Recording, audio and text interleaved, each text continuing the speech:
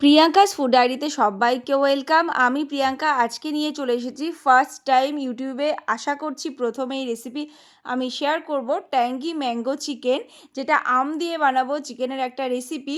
তো তোমরা দেখতে থাকো, আশা করছি রেসিপিটা ভালো লাগবে আর একদম নতুন একটা রেসিপি। তো তার জন্য আমি বোনলেস চিকেন পিস নিয়েছি, চিলি চিকেনের মতন কিউব পিস করে নিয়েছি। দেখতেই পাচ্ছ সেটা ধুয়ে ভালো করে জল ঝরিয়ে রেখেছি। আর যারা যারা এই নতুন নতুন রেসিপি দেখতে এক্সাইটেড তারা কিন্তু সঙ্গে থাকো।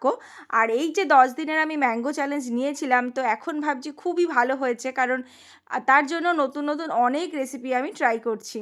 তো এরপরে দেখতে পেলে আমি এখানে কাঁচা আম নিয়েছি, কাঁচা লঙ্কা নিয়েছি, সেটাকে পেস্ট করে নিয়ে 1 চামচ এর মধ্যে দিয়ে দিলাম, টেবিল চামচের 1 চামচ দিয়ে দিলাম নুন, আদা রসুন বাটা, আর দিয়ে দিলাম একটু সয়া সস। এটা দিয়ে কিন্তু মাখিয়ে রেখে দিতে হবে আধ ঘন্টা পর আমি এর মধ্যে দিয়ে দেবো কিন্তু কর্নফ্লাওয়ার আর ডিমের সাদা অংশ।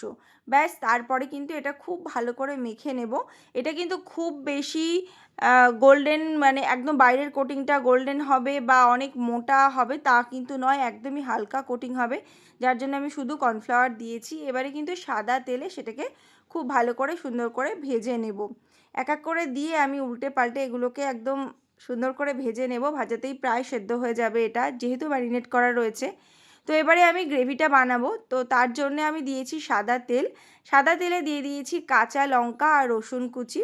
তার মধ্যে দিয়ে দিলাম যে আম কাঁচা লঙ্কার পেস্ট করেছিলাম সেটা কিন্তু 1 চামচ দিয়েছি। আর দিয়ে দিলাম সয়া সস এখানে, আর দিয়েছি চিলি সস। খুব ভালো করে সেটা নাড়িয়ে নিয়ে তার মধ্যে দিয়ে দিলাম কিন্তু আমি কর্নফ্লাওয়ার জলে গুলে নিয়েছিলাম, সেটা দিয়ে তার মধ্যে ফ্রাইড করা চিকেনগুলো দিয়ে দিলাম। তার মধ্যে দিয়ে দিলাম আমি একটু চিনি, অবশ্যই চিনি দিতে হবে, বা মধুও চাইলে কেউ দিতে পারে।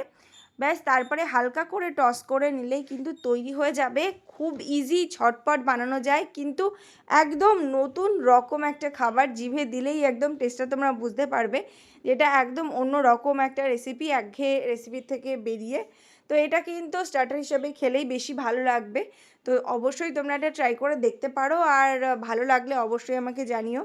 তো দেখা হবে এরকম নতুন নতুন আরও অনেক রেসিপি নিয়ে। তো ম্যাঙ্গো চ্যালেঞ্জের আজকে কিন্তু এটা নাম্বার 8 আর কি, 8 নম্বর রেসিপি তোমাদের সাথে শেয়ার করলাম।